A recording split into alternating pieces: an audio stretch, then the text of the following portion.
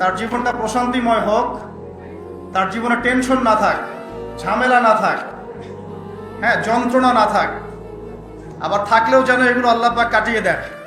এমন যদি কোনো ব্যক্তি তাকদির চায়, আমার পরামর্শ হচ্ছে সে যেন বেশি বেশি দরুদ শরীফ পড়ে। যত বেশি দরুদ পড়বেন আপনার জীবনে প্রশান্তি নেমে আসবে ইনশাআল্লাহ। কারণ কি? কারণ হচ্ছে আমরা যদি নবীকে সালাম দেই, নবী সাল্লাল্লাহু আলাইহি ওয়াসাল্লাম সেই সালামের উত্তর দেন। কি করেন?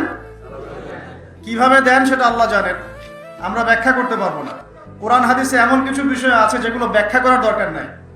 এই ব্যাখ্যা করতে গিয়ে মুসলিমদের মধ্যে শত শত দল হয়ে গেছে। এই যে আর রহমান আলাল আরশ ইস্তাওয়া, এটা শুনেছেন না? আর রহমান আলাল আরশ ইস্তাওয়া, রহমান আরশের উপরে ইস্তাওয়া, রহমান আরশের উপরে ইস্তাওয়া। রহমান মানে কে? আল্লাহ পাক আরশের উপরে ইস্তাওয়া। এখন ইস্তাওয়া এর ব্যাখ্যা করতে গিয়ে কেউ বলেছে আল্লাহ পাক সমাসীন। আল্লাহ পাক কি? বলেন নাউজুবিল্লাহ। সমাসীন মানে কি? একটা আসনের উপরে যিনি বসা থাকেন, একটা আসনের উপরে বসা থাকেন, সমাসীন। এই চেয়ার বা কুরসির উপর আমি যদি বসি, আপনি বলতে পারেন আমি এই কুরসির উপরে সমাসীন। আল্লাহ পাক কি বসে আছে?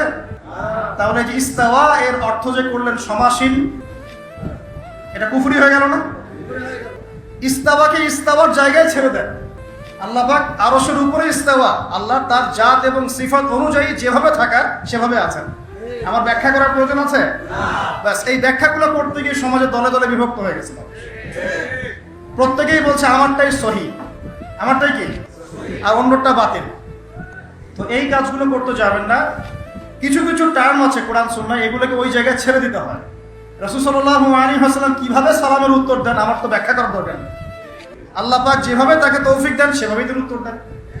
এখন কেউ যদি নবীর সালামের উত্তর পায়, সে কি সৌভাগ্যবান না? সালাম মানে কি? আসসালামু আলাইকুম, আমি যে বললাম অর্থ কি?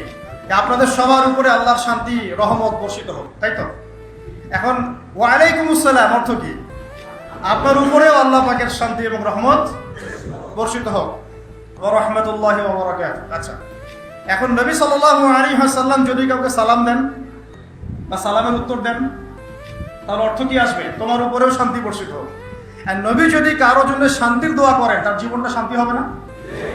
এখান থেকে বললাম যে যত বেশি আপনি দরুদ শরীফ পড়বেন ইনশাআল্লাহ আপনার জীবনে শান্তি নিয়ে আসবে। আল্লাহ পাক আমাদেরকে বেশি বেশি দরুদ পড়ার তৌফিক দান করুন। আমিন। তো আজকে একটা বিশেষ উপলক্ষে এখানে এসেছি। আজকে জুমার খুতবা দেয়া উদ্দেশ্য ছিল না। আজকে জুমা আপনাদের সাথে আদায় করবো, এটা উদ্দেশ্য ছিল।